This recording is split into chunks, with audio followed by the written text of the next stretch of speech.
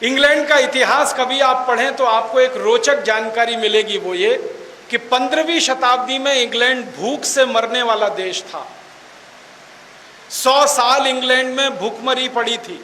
3.5 करोड़ अंग्रेज भूख से मर गए थे 15वीं शताब्दी में।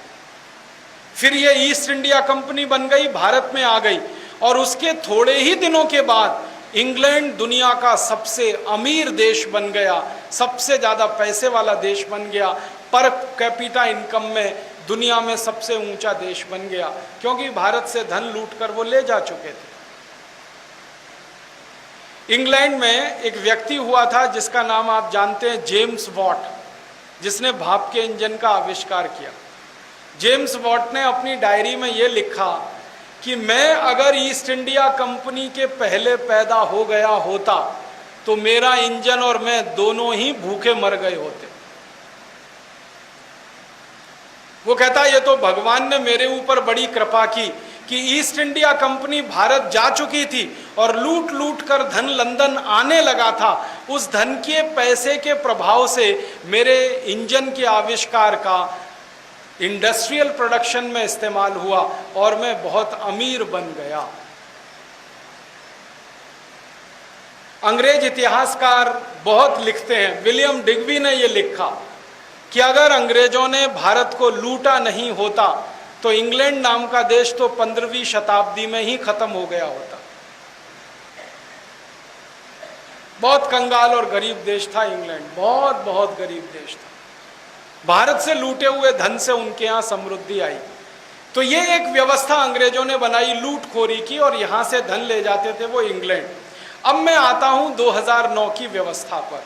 अंग्रेजों ने जिस टैक्स सिस्टम की मदद से इस देश को लूटा, लाखों करोड़ों रुपए, अब उसी टैक्स सिस्टम की मदद से इस देश के काले अंग्रेज इस देश को लूट रहे हैं लाखों करोड़ों रुपए।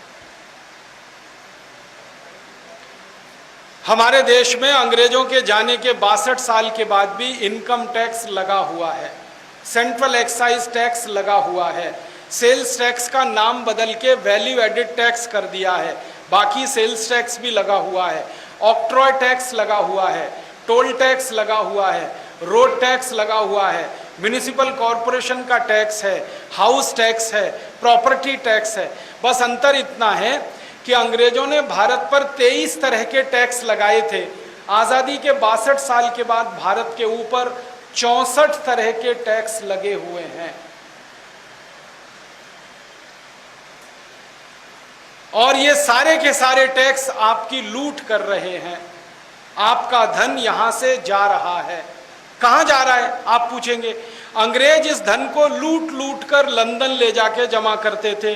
आज़ादी के बाद के जो काले अंग्रेज हैं वो इस धन को लूट लूट कर ले जाकर स्विट्जरलैंड में जमा करते हैं। आपको मालूम है राजीव गांधी इस देश के प्रधानमंत्री बने 1984 में, तो उन्होंने इसका उत्तर दिया था।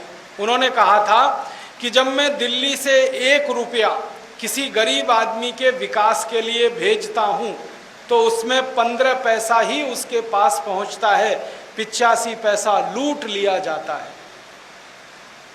राजीव गांधी को पूछा कौन लूटता है, तो उन्होंने कहा मेरे ही सहयोगी नेता और हमारे ही अधिकारी लूटते हैं, कोई बाहर वाला नहीं लूटता है।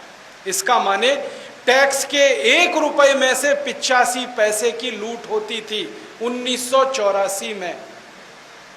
अब 2009 में राजीव गांधी तो नहीं है, भ्रष्टाचार तो है, राजीव गांधी तो नहीं है, लेकिन लूटखोरी रिश्वतखोरी तो और बढ़ गई है।